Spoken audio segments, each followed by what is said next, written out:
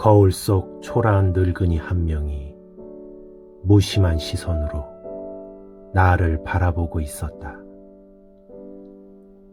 나는 그 낯설매 두 눈을 감고 말았다.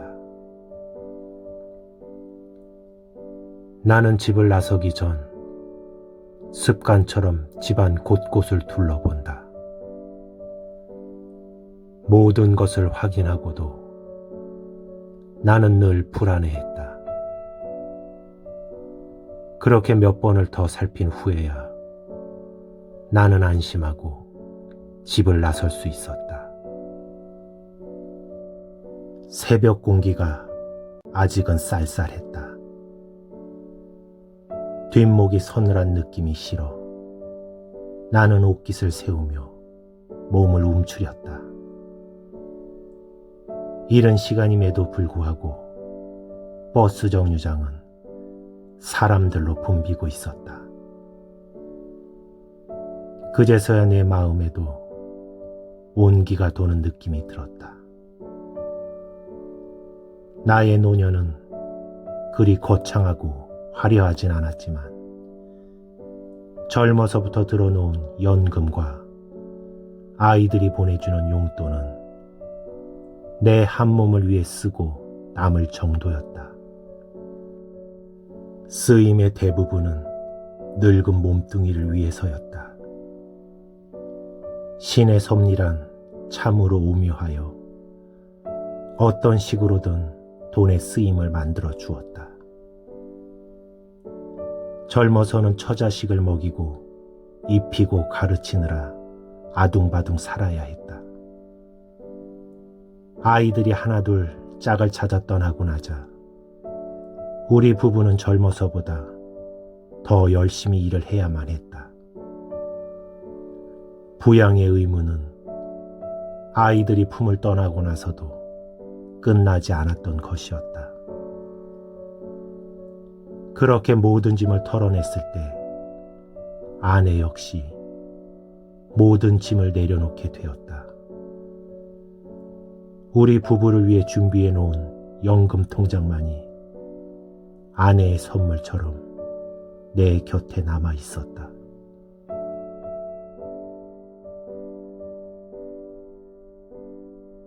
언제나 피곤했던 내가 잠이 사라졌다. 거실을 서성이고 앨범 속 사진을 보며 나는 밤을 지새운다. 앨범 속엔 아이들 사진뿐 아내와 함께 찍은 사진이 별로 없었다. 그러다 아내의 처녀적 사진을 꺼내 들었다. 환하게 웃고 있는 아내의 뒤로 푸른 바다가 보였다. 아내는 바다를 무척 좋아했다. 그런 아내와 함께 바다에서 찍은 사진이 한 장도 없다니.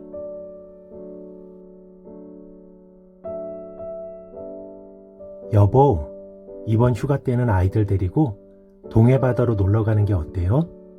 여름바다가 얼마나 아름다운지 몰라요. 아이들도 무척 좋아할 거예요. 아내의 얼굴엔 마치 지금 바다에라도 있는 것 마냥 환한 미소가 번지고 있었다. 그런 아내의 기분 따윈 신경도 쓰지 않은 채 나는 내가 하고 싶은 대로 말을 했다. 휴가 때 동해바다를 어떻게 가겠어? 가다가 길바닥에서 시간 다 보내지. 그런 데는 돈 많고 시간 많은 놈들이나 가는 거야. 가까운 데 가서 애들 사진이나 찍어주고 오자고. 이런 내 말에도 아내는 항상 미소를 잃지 않았다. 그럼 그래요, 여보. 아이들이 조금 더 크면 그때 가기로 해요. 하지만 지금까지 아내와 함께 바다에 갔던 기억은 내게 없었다. 나는 왜 아내를 데리고 바다에 가지 않았던 걸까? 나는 또다시 거실을 서성이고 있었다. 약을 꺼내 먹었지만 잠은 쉬 들지 않았다. 나는 약봉지에 쓰여있는 알지도 못하는 글자들을 습관처럼 한자도 빠짐없이 읽고 있었다. 환자분께서는 안정을 취하는 것보다는 어떤 활동을 하시는 게 더 좋을 것 같습니다. 예를 들자면 봉사활동 같은 보람 있는 일도 좋을 것 같고 그냥 간단한 취미생활도 괜찮을 것 같습니다. 그런 활동을 통해 생각을 줄이는 게 약을 먹는 것보다 훨씬 효과가 좋을 테니까요. 그리고 가능하면 혼자 계시지 말고 가족과 함께 하세요.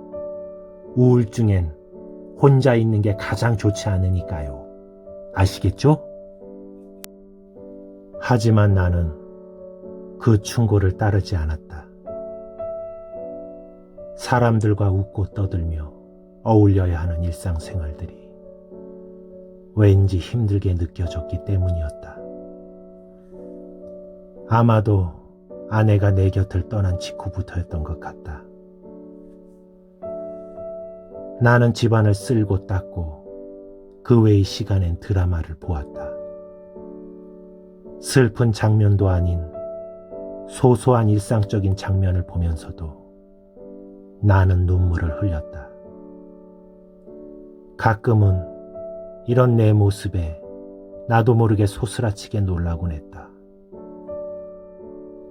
이러다 내가 미치는 게 아닐까 하는 생각이 들자 갑자기 덜컥 겁이 났다. 죽는 건 두렵지 않았지만 정신이 이상해지는 건 견딜 수 없을 것 같았기 때문이었다. 난 결코 누군가의 짐이 되고 싶진 않았다. 갑자기 모든 걸 내려놓고 싶다는 생각이 들었다. 그래서였을까?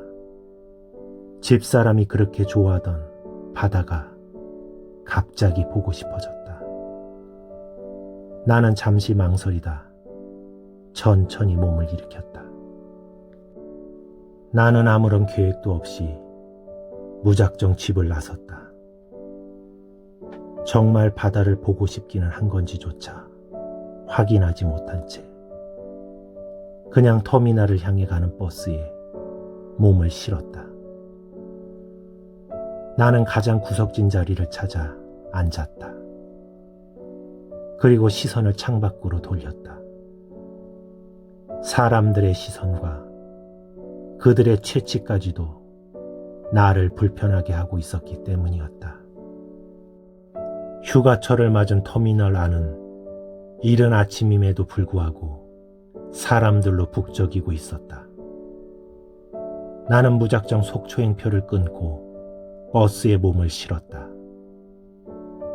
버스에 오른 나는 멍하니 창밖만 바라보고 있었다.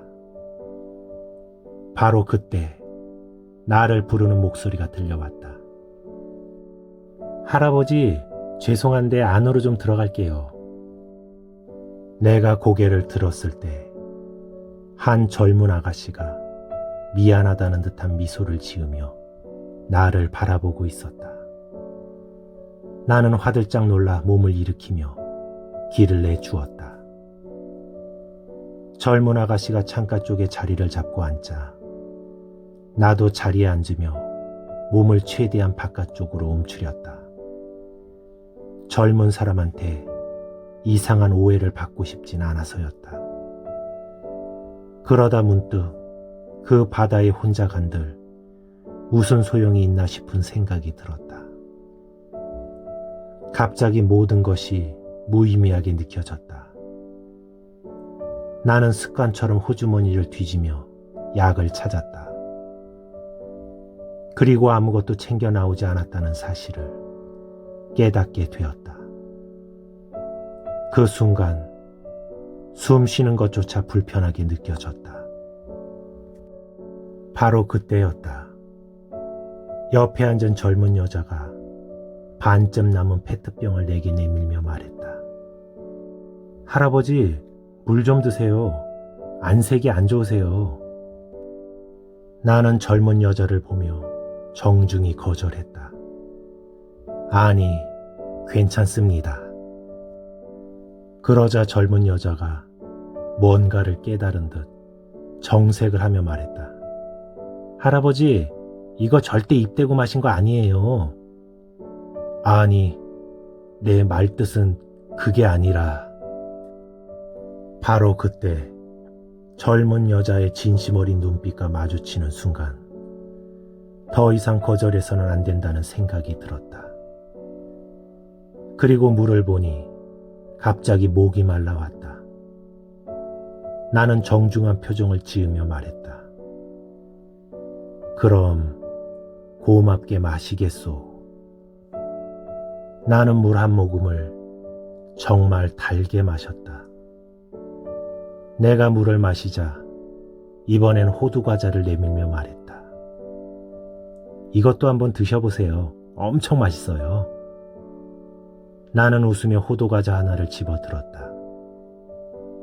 그리고 호두과자를 입에 넣자 그제서야 젊은 여자도 호두과자를 먹기 시작했다. 그때 비로소 젊은 여자의 얼굴을 자세히 볼 수 있었다.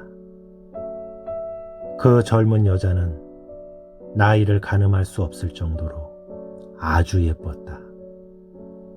나도 모르게 질문을 하고 말았다. 그래, 결혼은 하셨소?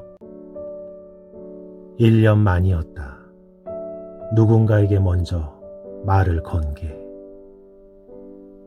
젊은 여자는 커다란 눈을 동그랗게 뜬 채 나를 바라보고 있었다. 나는 황망히 말을 거둬들이며 말했다. 늙은이가 주책이군.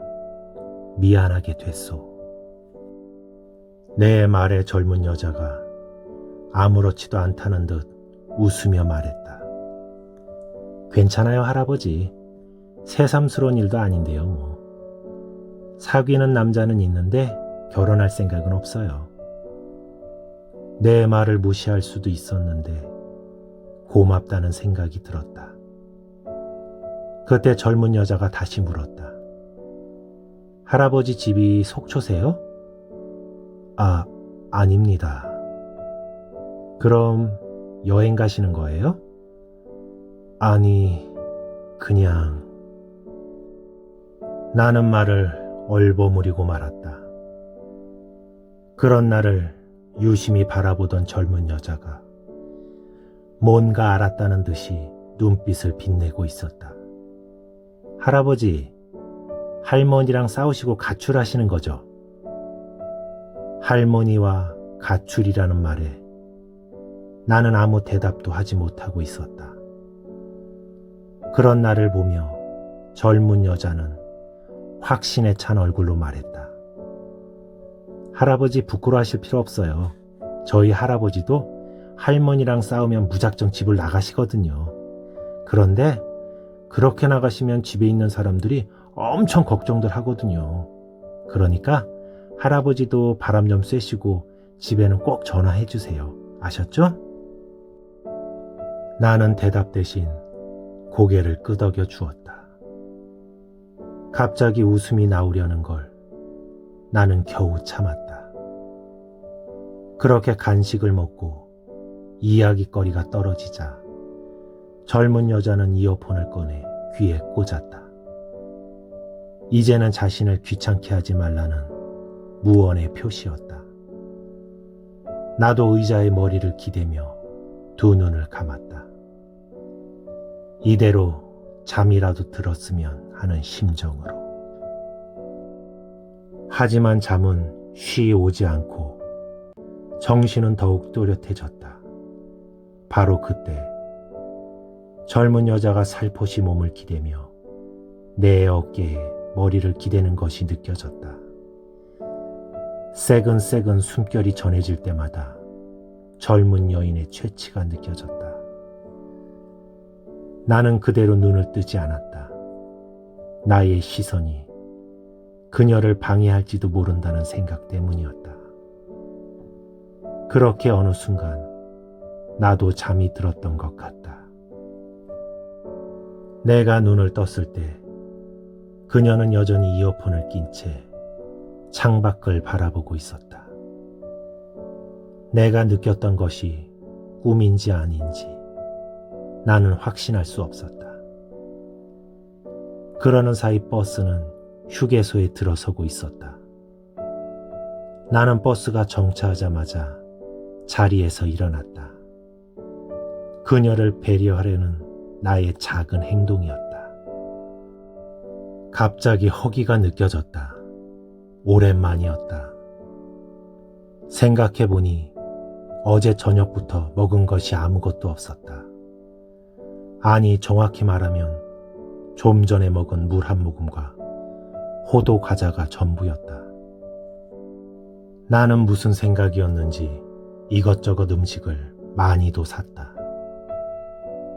내가 다시 버스로 돌아왔을 때 그녀는 여전히 그 자리에서 이어폰을 꽂은 채 창밖만 바라보고 있었다. 나는 조용히 자리에 앉았다. 하지만 그녀는 여전히 창밖만 바라보고 있었다. 지금 그녀의 모습에선 좀 전의 상냥함을 찾을 수가 없었다. 나는 들고 있던 봉지를 무릎 위에 올려놓고 다시 눈을 감았다. 차가 움직이는 것이 느껴졌다. 조금 지나자 속도가 붙은 차창 유리에서 쉐쉐 하는 바람 소리가 들려왔다. 바로 그때였다. 맛있는 냄새다.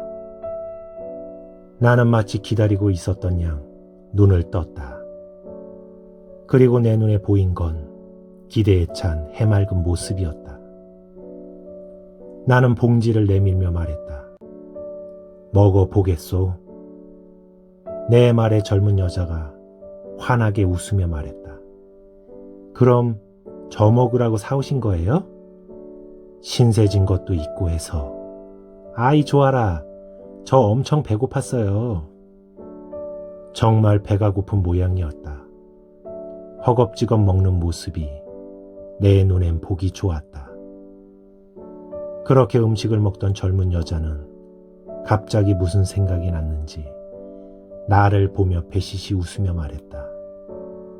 할아버지도 같이 드세요. 혼자 먹으니까 창피해요. 나는 아무 말 없이 감자 하나를 집어들었다. 그런 내 모습을 보자 젊은 여자는 흡족한 미소를 지으며 음식을 다시 먹기 시작했다. 그러다 무슨 생각이 났는지 젊은 여자가 말했다. 할아버지 때는 다들 중매 결혼하셨죠? 어쩔 때 보면 그게 더 속 편할지도 모르겠다는 생각이 들 때가 있어요. 할아버지도 중매 결혼하셨죠? 젊은 여자 말에 나도 모르게 피식 웃음이 나오고 말았다. 아니, 우린 연애 결혼했지. 내 말을 들은 젊은 여자는 와 소리를 내며 엄지를 치켜들었다. 할아버지 너무 멋져요. 나는 이 젊은 여자에게 사진을 보여주고 싶다는 생각이 들었다. 나는 지갑에서 사진 한 장을 꺼내 내밀었다. 우리 마누라 처녀 때 사진인데 한번 보겠소? 사진을 건네받은 여자가 감탄사를 연발하고 있었다. 어머, 엄청난 미인이세요. 할아버지 시대 때 사람이라곤 도저히 믿을 수 없을 정도로 세련된 미인이세요. 이런 미인의 마음을 훔칠 정도면 할아버지도 대단하셨을 것 같은데요? 왠지 기분이 좋았다. 나는 젊었을 때도 사진을 들이밀며 자랑하기를 즐겨했다. 그럴 때마다 사람들은 팔불출이라며 나를 놀렸지만 그게 다 내가 부러워 시샘하는 말이라 나는 생각했다.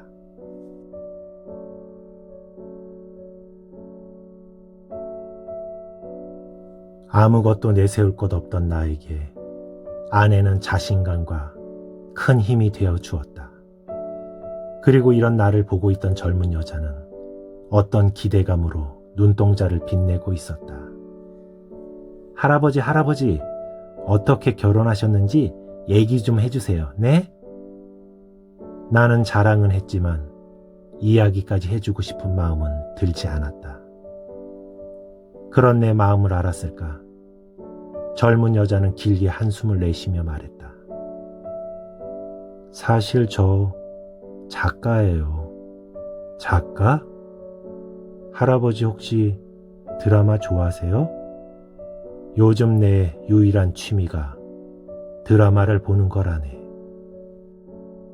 내 말을 들은 젊은 여자는 반색하며 말했다. 제가 바로 그런 드라마를 쓰는 작가예요. 그런데 요즘 글을 전혀 쓰지 못하고 있어요. 그래서 아무 생각 없이 주머니에 있는 돈 탈탈 털어서 무작정 속초행 버스에 오른 거예요. 바다를 보면 좋아지지 않을까 싶어서요. 가는 내내 창밖을 보며 생각해 봤는데 영 재미가 없더라고요. 바닷가에 가서도 좋은 생각이 떠오르지 않으면 그냥 바다에 뛰어들어 버리려고요. 바다에 뛰어든다는 말을 들은 나는 화들짝 놀라며 말했다. 못 써. 이렇게 젊고 이쁜 아가씨가 그런 무서운 생각을 하면 안 되지. 일이라는 게 다 때가 있는 법이라오. 기다리다 보면 거짓말처럼 술술 풀릴 때가 올 거요. 그러니 그런 몹쓸 생각은 하지도 마시오. 나는 잠시 젊은 여자를 바라보았다. 그리고 마음을 바꿔 먹기로 했다. 그리 재미있는 이야기는 아닌데 그래도 들어볼 테요? 내 말에 젊은 여자는 두 눈을 빛내며 말했다. 네, 꼭 듣고 싶어요. 환하게 웃고 있는 얼굴을 보고 있자니 왠지 마음이 설레었다. 나는 잠시 생각해 보았다. 어디서부터 얘기를 꺼내야 할지 몰라. 나는 잠시 창밖으로 시선을 돌렸다. 그래, 거기서부터 이야기하는 게 좋겠군.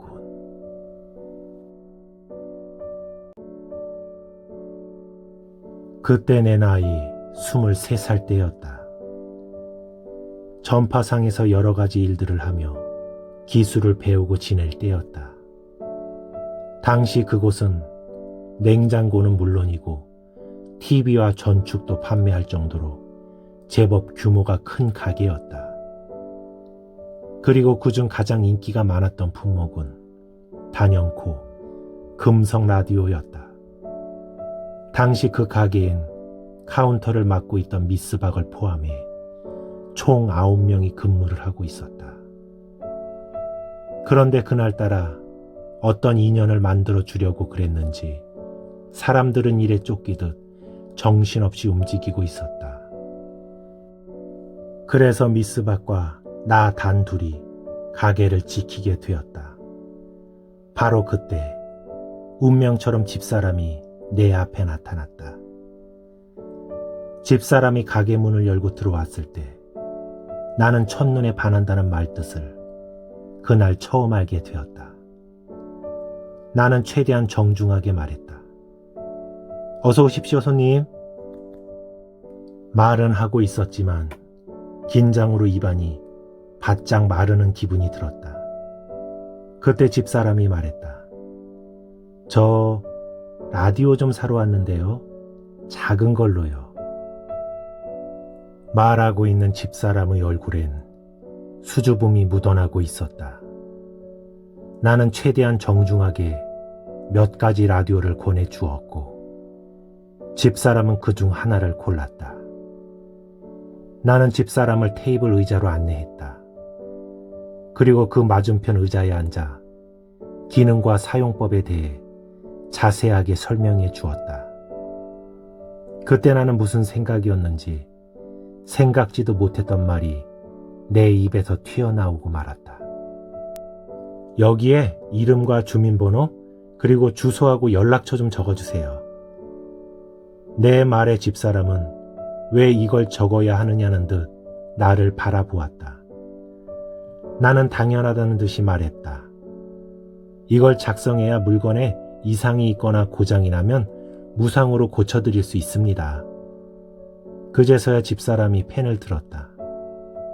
작성을 끝마친 나는 그냥 이렇게 헤어지기가 아쉬웠다.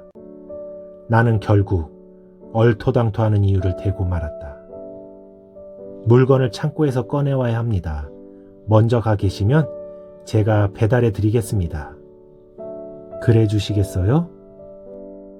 집사람은 상냥한 미소로 고마움을 표했다. 보통은 그 자리에서 물건을 건네주지만 나는 그러지 않았다. 물건을 갖다 준다는 핑계로 집사람의 얼굴을 한 번이라도 더 보고 싶어서였다. 그리고 1시간 뒤 나는 집사람이 근무하는 곳으로 라디오를 들고 찾아갔지만 집사람을 만날 순 없었다. 대신 직장 동료에게 라디오를 맡기고 돌아서야만 했다. 왜 그리도 아쉽던지 나는 돌아서는 내내 뒤를 돌아봐야만 했다. 거기까지 이야기를 들은 젊은 여자가 끼어들며 말했다. 왜요? 아가씨 마음에 드는데 한번 사귀어 봅시다 라고 얘기를 하셨어야죠. 하지만 나는 대답 대신 계속 이야기를 이어갔다. 당시 나는 누구 앞에서 빼고 말고 하는 그런 성격은 아니었다. 하지만 너무 마음에 드는 사람을 만나니까 괜히 주눅이 들었다. 그날 일을 하는 내내 집사람의 얼굴이 머릿속을 떠나지 않고 있었다. 그렇게 퇴근을 했지만 집에 가서도 마찬가지였다. 결국 난 한 가지 방법을 떠올렸다. 내 평생 처음으로 연애 편지라는 것을 쓰게 된 것이었다. 나에게는 집사람에 대한 모든 정보가 있었다. 지금 같으면 큰일 날 일이지만 당시에는 그게 어느 정도 용인되던 시대였다. 나는 집사람의 마음을 얻기 위해선 장기전이 필요하다고 생각했다. 그래서 선택한 것이 편지였다. 얼마나 쓰고 지우기를 반복했는지 지금도 그때 썼던 내용을 대충 기억하고 있을 정도였다. 안녕하세요. 첫 느낌이 너무 좋았습니다. 절대 부담은 갖지 말아주세요. 결코 우연을 핑계 삼아 당신 앞에 나타나는 일은 없을 테니까요. 그저 좋은 글귀나 시를 적어 보내겠습니다. 그러다 가끔 저의 작은 일상도 적어 보내겠습니다. 아마 이런 내용이었던 것 같다. 그때 젊은 여자가 끼어들며 말했다. 그래서 할머니가 편지 받고 감동해서 할아버지하고 결혼하셨다는 말씀이시죠? 왠지 뻔한 내용이라는 듯 말을 했다. 하지만 난 그 말에 대답 대신 계속해서 이야기를 이어갔다. 그렇게 난 매일같이 편지를 썼다. 하지만 보름이 지나도록 그녀에게선 아무런 답장도 오지 않았다. 나는 처음부터 편지에 내 이름과 주소, 연락처를 적어 보냈다. 그렇게 시간은 흐르고 결국 나는 한계에 부딪히고 말았다. 이젠 때려 죽인다 해도 더 이상 쓸 말이 떠오르지 않았던 것이었다. 그러다 보니 매일같이 보내던 편지가 어쩔 땐 이틀에 한 번 혹은 일주일에 한 번씩 그 간격이 길어지고 있었다. 나중에 들은 얘기지만 집사람은 퇴근해 집에 도면 우체통부터 살피는 게 습관이 되었다고 했다. 그러다 매일같이 오던 편지가 안 오면 괜히 불안해졌다고 했다. 그 말을 들은 젊은 여자가 피식 웃으며 말했다. 완전히 전문가 냄새가 나는데요? 이건 어린 왕자가 여우를 길들일 때 사용했던 방법이잖아요. 나는 임금님이 누군지 어린 왕자가 누군지 알지 못했다. 나는 계속해서 이야기를 이어갔다. 그렇게 석 달이 흘렀지만 끝내 아내에게선 아무런 답장도 오질 않았다. 그러다 이상한 생각이 들었다. 혹시 주소지만 돼 있고 그곳에 살지 않는 게 아닐까? 그렇지 않고서야 어떻게 이렇게 무심할 수가 있겠어. 그렇게 많은 편지를 받았다면 분명 어떤 반응이 있어야 했다. 싫으면 싫다, 좋으면 좋다. 그런데도 아내에게선 아무런 반응도 오지 않았다. 결국 추측은 확신이 되어 갔다. 갑자기 이게 무슨 바보 같은 짓인가 하는 생각이 들었다. 그렇게 나는 시작도 해보지 못한 채 아내와의 인연을 끝내고 말았다. 하지만 인연이라는 건 내가 원한다고, 원하지 않는다고 이어지거나 끊어지는 게 아니었다. 나는 휴가 때 고향행 기차에 몸을 실었다. 그런데 그곳에서 거짓말처럼 집사람을 만나게 되었다. 나는 좌석을 확인하고도 자리에 앉지 못한 채 우두커니 서 있을 수밖에 없었다. 그때 창밖만 바라보고 있던 집사람도 뭔가 이상한 기운을 느꼈는지 천천히 고개를 들어 나를 쳐다보았다. 그때 집사람의 커다란 눈동자를 나는 지금도 잊을 수가 없다. 분명 놀라움과 반가움이 함께 묻어있는 눈빛이었다. 집사람은 나를 보자마자 아는 척을 해주었다. 안녕하세요. 네. 안녕하세요. 나는 자리에 앉았지만 우리 둘 사이엔 잠시 어색한 침묵이 흘렀다. 그런 나에게 먼저 말을 걸어준 건 집사람이었다. 이것 좀 드셔보시겠어요? 집사람 손에는 삶은 계란 하나가 들려 있었다. 나는 인사를 하며 계란을 받아 들었다. 하지만 차마 먹을 수가 없었다. 그런 나를 잠시 바라보던 집사람이 내게 말했다. 죄송했어요. 저한테 많이 실망하셨죠? 나는 손사래까지 치며 말했다. 아닙니다. 실망은요. 제가 죄송하죠. 내 말을 들은 그녀는 수줍은 듯 미소 지으며 말했다. 편지는 잘 받고 있었어요. 그 말을 듣는 순간 내 두 볼이 후끈 달아올랐다. 네. 제가 너무 무례했죠? 기분 나쁘셨다면 용서하세요. 내 말을 들은 아내가 정색하며 말했다. 아니에요. 절대 그러지 않았어요. 전 고마웠는걸요. 말하고 있는 그녀의 두 볼이 분홍빛으로 물들고 있었다. 그 말을 끝으로 우리 둘 사이에는 또다시 긴 침묵이 흘렀다. 하지만 나쁘진 않았다. 그녀와 나 사이에 흐르는 묘한 온기를 나는 느낄 수 있었기 때문이었다. 우리는 기차를 타고 가는 내내 많은 이야기를 나눌 수 있었다. 집사람은 나를 참 편하게 대해주었다. 나 역시 직업이 영업이었으므로 집사람과 대화를 이어가는 데는 아무런 문제가 없었다. 하지만 긴장한 탓이었을까 목이 바짝 말라왔다. 나는 물을 마시기 위해 컵을 들었다. 순간 너무 긴장한 탓이었을까 컵을 들고 있던 손이 덜덜덜 떨려왔다. 나는 깜짝 놀라 들고 있던 컵을 그대로 내려놓았다. 다행히 그녀는 보지 못한 것 같았다. 다행이었다. 그 얘기를 들은 젊은 여자가 깔깔깔 웃으며 말했다. 정말 할머니가 엄청 마음에 드셨나 봐요. 얼마나 긴장을 하셨으면 손이 다 떨렸겠어요. 나도 젊은 여자를 보며 함께 웃어주었다.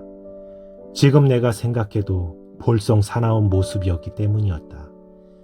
그런 나를 보며 젊은 여자가 말했다. 할머니도 할아버지가 싫지는 않으셨나 봐요. 그때 나도 그런 느낌을 받았다. 나중에 들은 얘기지만 집사람은 내가 전혀 불편하지 않았다고 했다. 아마도 내 편지를 받으며 내가 익숙해진 탓이었으리라. 그렇게 우린 오랜 친구처럼 가까워질 수 있었다. 지금 생각해도 소설 같은 일이었다. 우리는 부녀처럼 혹은 친구처럼 그렇게 편하게 이야기를 나누고 있었다. 이야기를 하는 동안 나는 어떤 후련함을 느끼고 있었다. 내 속 깊숙이 얹혀있던 것들이 마치 시원하게 트이는 듯한 기분이었다. 나는 이야기를 하다 말고 젊은 여자를 바라보았다. 그런데 언제부턴가 젊은 여자는 내 말에 집중하지 못하고 있는 게 분명했다. 간간히 미간을 찌푸린 채 식은땀까지 흘리고 있었다. 어딘가 불편해 보였다. 나는 덜컥 걱정이 됐다. 내가 사온 음식이 잘못된 건 아닐까 하는 생각 때문이었다. 나는 넌지시 물었다. 어디 불편하시오? 젊은 여자는 나를 보며 간절한 눈빛만을 보낼 뿐 뭐라 말을 하지 않은 채 입술만 달짝이고 있었다. 내가 정색을 하며 다시 한번 묻자 그제서야 모기 새끼만한 목소리로 대답했다. 저 화장실이... 그제서야 말뜻을 알아들은 나는 상황이 몹시 위중하다는 것을 그녀의 낯빛만으로도 알 수 있었다. 잠시 생각을 하던 나는 버스 기사를 향해 소리쳤다. 이보시오 기사 양반, 나 속이 안 좋아 토할 것 같소. 토할 것 같다는 말에 버스 기사가 화들짝 놀라며 말했다. 할아버지, 버스를 갓길에 대줄 테니까 조금만 참으세요. 토하시면 안 돼요. 버스 기사는 주차장을 방불케 하는 도로에서 차들 사이를 능숙하게 피하며 버스를 갓길에 안전하게 세웠다. 나는 의자에서 일어나며 젊은 여자에게 따라오라고 손짓을 했다. 나를 따라 나오던 젊은 여자는 기사분을 들으라는 듯 한마디 하는 걸 잊지 않았다. 할아버지, 괜찮으세요? 잠시 후 버스에 오르고 있는 젊은 여자의 얼굴엔 처음 보았을 때의 밝은 미소가 어려 있었다. 편안해 보이니 좋았다. 젊은 여자는 이제 좀 살겠는지 자리에 앉자마자 좀 전에 먹다 남은 감자 하나를 오물거리기 시작했다. 할아버지도 드셔보세요. 식으니까 더 찰지고 맛있어요. 먹는 모습을 보고 있자니 정말 맛있어 보였다. 나도 감자 하나를 집어들어 한 입 베어 물었다. 꿀맛이었다. 무엇을 먹고 맛있다는 생각을 한 게 정말 얼마만인지 모르겠다는 생각이 들었다. 집사람은 내가 밥을 먹을 때면 늘 이런 말을 했다. 영감은 정말 내가 차려준 밥이 그리도 맛이 좋소? 난 식당밥이 더 맛이 좋던데. 그럴 때마다 나는 이런 대답을 해주었다. 어떻게 집에서 하는 밥을 돈 주고 사 먹는 밥하고 비교할 수 있겠나. 이것은 자네가 나를 위해 차려준 것이 아닌가. 세상 천지에 누가 나를 위해 이렇게 정성을 들여 주겠는가. 자네가 아니면. 또다시 목이 메어왔다. 내가 가슴을 쿵쿵 치자 젊은 여자가 물병을 내밀며 말했다. 괜찮으세요, 할아버지? 여기 물 좀 드세요. 내가 뭐라고 나에게 이렇게 신경을 써주는 것이 고마웠다. 이번엔 내가 창밖으로 시선을 돌렸다. 길은 좀처럼 뚫릴 생각을 하지 않은 채 도로는 더욱 차량들로 넘쳐나고 있었다. 버스 안의 승객들은 하나 둘씩 지쳐 잠이 들었고 옆에 앉은 젊은 여자 역시 지쳐 잠이 든 지 오래였다.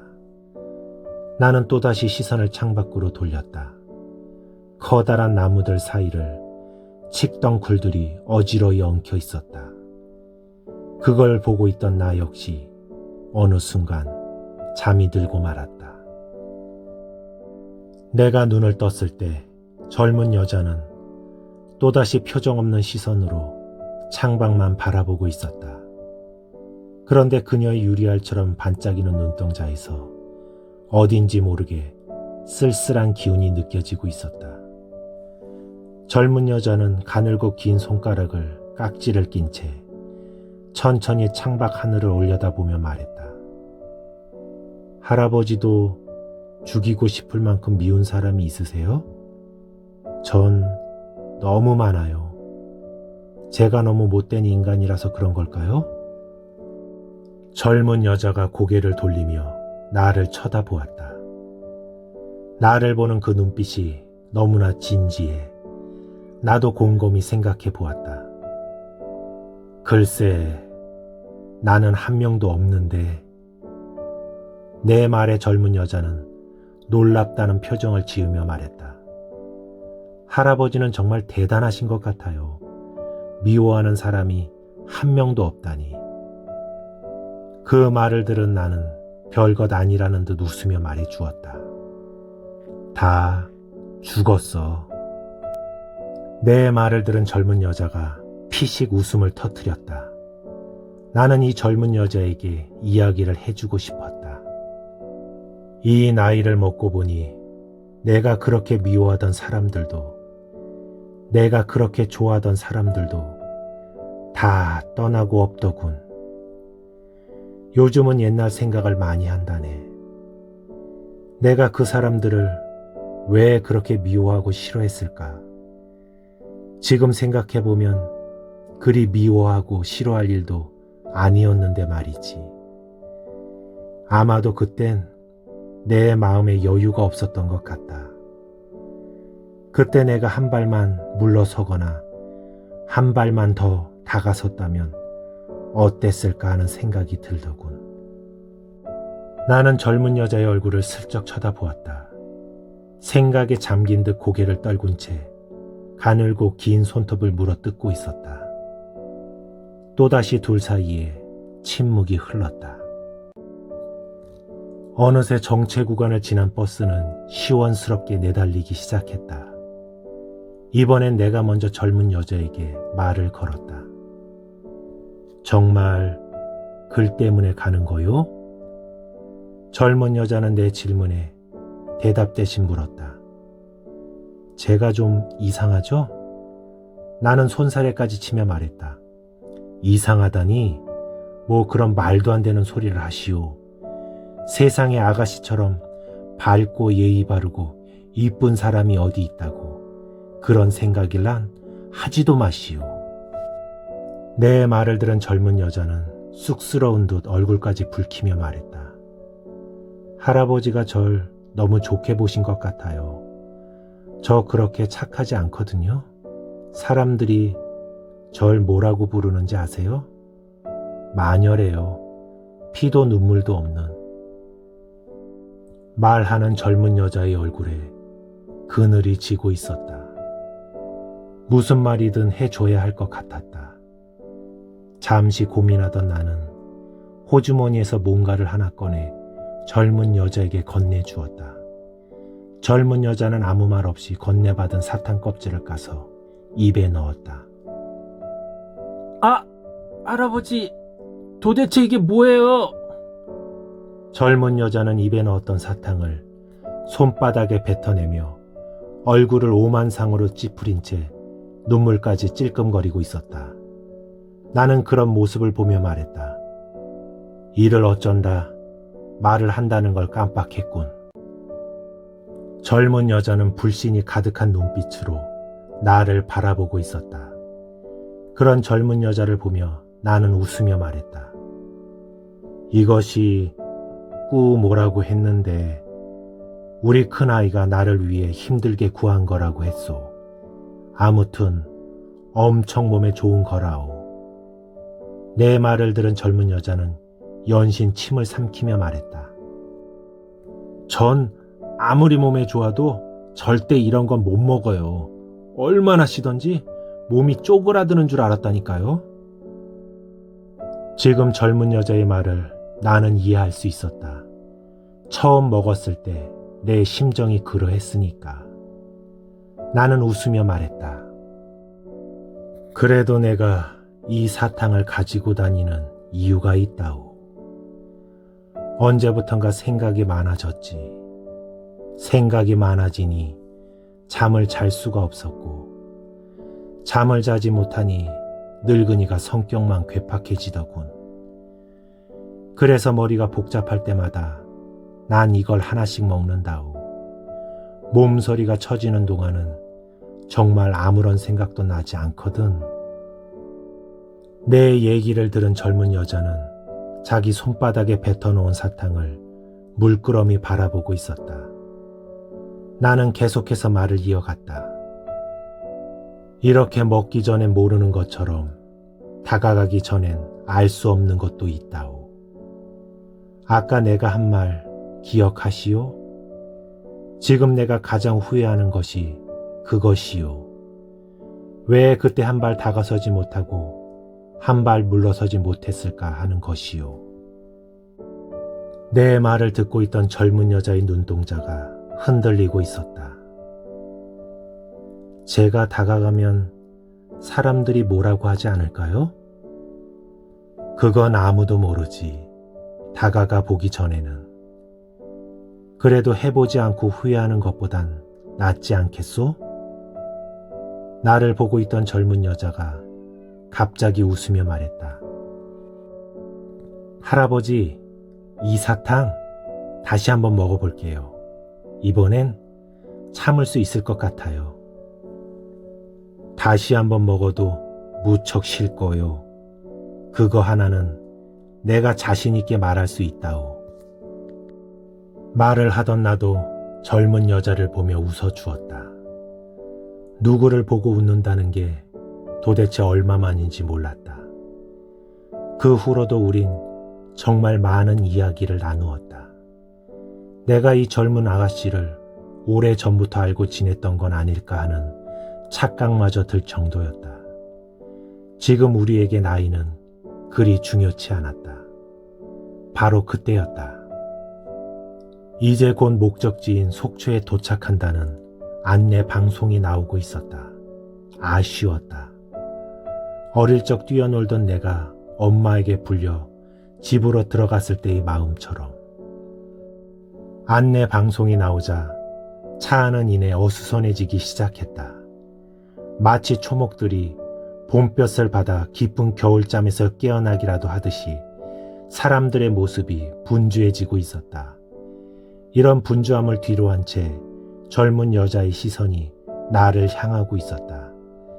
나는 그 시선을 느끼며 물었다. 내게 무슨 할 말이라도 있소? 내 물음에 젊은 여자는 조심스러우면서도 정중한 목소리로 말했다. 허락해 주시면 할아버지 이야기를 소설로 쓰고 싶어요. 나는 그 이야기를 듣자 나도 모르게 헛웃음이 나오고 말았다. 그깟게 뭐라고 허락을 하고 말고 하나. 그런데 그런 이야기를 쓰면 누가 읽거나 주겠소? 내 말에 젊은 여자는 정색을 하며 말했다. 할아버지 이야기가 얼마나 재미있었는데요. 대박 날 거예요. 제 예감은 정확하거든요. 대박 나면 할아버지 목도 제가 꼭 챙겨드릴게요. 몫이라는 말에 나는 손사래까지 치며 말했다. 난 그딴 거 필요 없소. 그런데 갑자기 욕심이 생겼다. 그럼 부탁이 하나 있는데 들어주겠소? 내 말에 젊은 여자는 흔쾌히 말했다. 말씀하세요, 할아버지. 글을 쓸 때 내 이름하고 우리 할머니 이름을 넣어줄 수 있겠소? 왜 그런 말이 입 밖으로 튀어나왔는지 정확히 설명할 수는 없었지만 어쩌면 우리 두 사람이 이 세상에 살다 갔다는 사실을 이렇게라도 남기고 싶었는지도 몰랐다. 나를 잠시 바라보던 젊은 여자가 밝은 얼굴로 고개를 끄덕이자 나는 주위를 살피다 간식을 담아왔던 종이 봉투를 하나 집어들었다. 그리고 그 봉투 위에 큼지막한 글씨체로 이름을 적었다. 이것이 내 이름이고 이것이 우리 할멈 이름이네. 아무튼 잘 부탁하오. 종이를 건네받은 젊은 여자는 종이를 다시 건네주며 말했다. 할아버지, 연락처하고 주소도 적어주세요. 그 말에 나는 고개를 가로저으며 말했다. 내 생각엔 여기까지가 좋을 것 같은데. 젊은 여자는 잠시 나를 바라보았다. 이내 내 말뜻을 이해한 듯 젊은 여자는 조금은 서운한 표정을 지으며 말했다. 제 이름도 궁금하지 않으세요? 나는 대답 대신 미소로 대신했다. 젊은 여자는 어쩔 수 없다는 표정을 지으며 말했다. 저는 이곳 방송국에 있는 아는 PD한테 신세를 질 생각이에요. 딱히 정한 곳이 없으시면 제가 알아봐 드릴 수 있을 것 같은데 알아봐 드릴까요? 이것도 인연이라고 신경을 써주려는 모습이 고마웠다. 나는 이대로 돌아갈 생각이니 걱정 마시오. 돌아간다는 내 말에 잠시 머뭇거리던 젊은 여자는 확인이라도 하려는 듯 재차 내게 물었다. 돌아가신다고요? 서울로 말이에요? 그럼 바다는요? 바다를 보려고 오신 거잖아요. 바다는 오면서 충분히 봤소. 바다를 보셨다고요? 나를 멍하니 바라보던 젊은 여자는 이내 뭔가를 깨달은 듯 했다. 우리는 차에서 내려 헤어지는 순간까지 아무런 말도 하지 않았다. 그러다 내가 다시 버스에 오르자 그제서야 젊은 여자가 소리쳤다. 건강하세요, 할아버지. 그리고 제가 쓴 드라마 꼭 보세요. 나는 대답 대신 손을 흔들어 주었다. 이별은 언제나 나의 신경을 곤도서게 했다. 하지만 지금은 아니었다. 지금은 그 어느 때보다 평온하기만 했다. 깨닫지 못하고 있던 나의 소중한 것들. 이제 나는 그동안 잊고 지냈던 내 안의 바다를 보러 간다.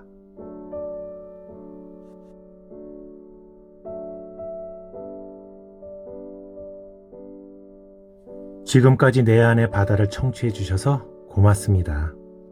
오늘 하루도 행복하세요.